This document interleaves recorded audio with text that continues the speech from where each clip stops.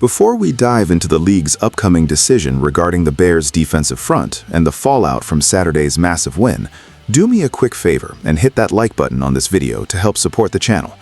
I also want to see exactly how far the Bears fan base reaches, so please drop your name and your city in the comments section below to let me know where you are tuning in from today. It is always incredible to see the global reach of Chicago Bears fans, so let's get those comments rolling right now. We need to have a serious conversation about what happened this past Saturday, December 20, and the looming consequences that are coming down from the NFL league office. My sources are indicating that the league is taking a very close look at the hit delivered by Chicago Bears defensive lineman Austin Booker on Green Bay Packers quarterback Jordan Love. If you watched the game, you know the moment I am talking about. It was a high-stakes, intense rivalry game, the kind of NFC North battle we live for, but it took a turn in the second quarter. With 8:21 remaining on the clock and the Packers holding a tight 3-0 lead, Love dropped back to pass on a first down snap. That is when Booker broke through the line, sacking Love for a loss of 7 yards. However, the play did not end there. The tape shows clear, direct helmet-to-helmet contact, which immediately drew a flag for unnecessary roughness and a 15-yard penalty for roughing the passer against Chicago. While the penalty yardage was assessed on the field, the administrative fallout is still being processed in New York. I have been tracking the NFL safety protocols and fine schedules closely this season, and based on the current collective bargaining agreement and safety rules, Booker is looking at a significant financial hit. A standard first-time roughing the passer violation carries a fine of $17,389. However, if the league categorizes this specifically as an impermissible use of the helmet, that number jumps to $23,186. We are expecting the NFL to announce the final decision and the specific fine amount in their Game Day Accountability Report this coming Saturday, December 26th. This is something the Bears front office is aware of, and while they are celebrating the win, they know the league is emphasizing quarterback protection more than ever this year. The impact of that hit went far beyond the penalty flags and potential fines. It fundamentally altered the trajectory of the game. Jordan Love suffered a concussion on the play and was forced to exit, meaning he was unavailable for the entire second half.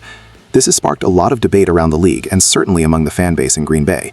Critics are already trying to attach an asterisk to this victory, claiming that Chicago only managed to pull off the 22-16 overtime win because the Packers were down to their backup quarterback.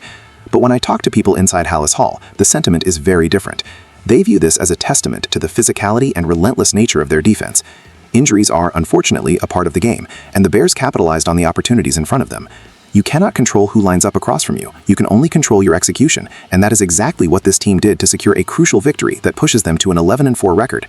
This win wasn't just about luck, it was about a roster that has been built to endure the brutality of late-season football. The narrative that the Bears lucked out ignores the fact that their defense was creating pressure all afternoon, which is what led to the sack in the first place. Speaking of the internal atmosphere, I have to highlight what head coach Penn Johnson had to say following this emotional roller coaster of a game. Johnson was incredibly vocal about the character of this locker room. When I listened to his post-game remarks, what stood out was his unwavering belief in the culture they are building in Chicago. He explicitly mentioned that early wins against teams like the Raiders and Washington started to fuel the belief system that has now fully taken hold.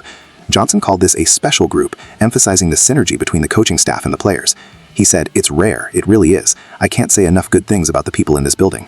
This is not just coach speak. When you look at how this team fought for 60 minutes plus overtime against a bitter rival, you see a team that has bought in completely to Johnson's philosophy.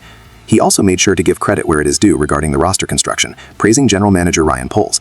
Johnson noted that Poles has done a great job bringing this collection of people together, highlighting that they are both mentally and physically tough. That mental toughness was on full display when the odds seemed stacked against them late in the game, yet they kept swinging. This alignment between the general manager and the head coach is something Chicago has been desperate for, and it is finally translating into tangible results on the field. We also cannot overlook the performance of Caleb Williams in this critical matchup. In a game where the defense was physical and the pressure was high, Williams showed the poise of a veteran. According to the official NFL research stats from the game, Williams completed 19 of his 34 pass attempts for 250 yards and 2 touchdowns. Perhaps most importantly, he played clean football with 0 turnovers and finished with a 98.9 passer rating. In a divisional game in December, protecting the football is the #1 priority, and Williams executed that game plan to perfection. While the defense and the controversy surrounding the Austin Booker hit are dominating the headlines, the steady hand of Williams was the engine that kept the Bears in position to win. He made the throws when they mattered most, particularly in the critical moments that extended the game into overtime. This 11-4 record is not an accident. It is the result of a quarterback who is maturing rapidly and a defense that plays with a violent, physical edge. Looking at the bigger picture, this victory has massive implications for the NFC North standings. Before kickoff, Chicago was clinging to a half-game lead over Green Bay. Now, sitting at 11-4, they have created significant separation at the top of the division. This was a statement win. It proved that they can go toe-to-toe with the Packers and come out on top, regardless of the circumstances. The Bears are now in the driver's seat for the division title and a potential high seed in the playoffs. The confidence radiating from the locker room is palpable.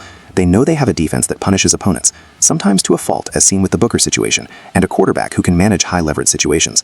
The remaining schedule is the only thing standing between them and a division crown, but if they play with the same intensity they showed on Saturday, they are going to be a nightmare matchup for anyone in the postseason.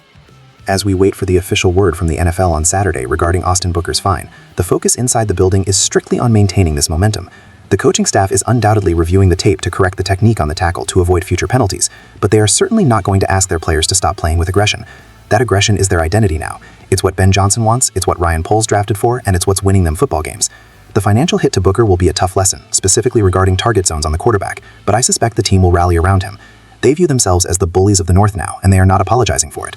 The league may fine them, critics may question the validity of the win due to Love's injury, but the standings say 11-4, and that is the only metric that matters in the NFL. I want to hear from you guys on this situation because it is a complex one. Do you think the league needs to come down hard on Austin Booker to protect quarterbacks, or was this just a fast-moving football play that unfortunately resulted in an injury? Also, how much credit do you give the Bears for this win, knowing Jordan Love didn't play the second half? Let me know your thoughts in the comments below.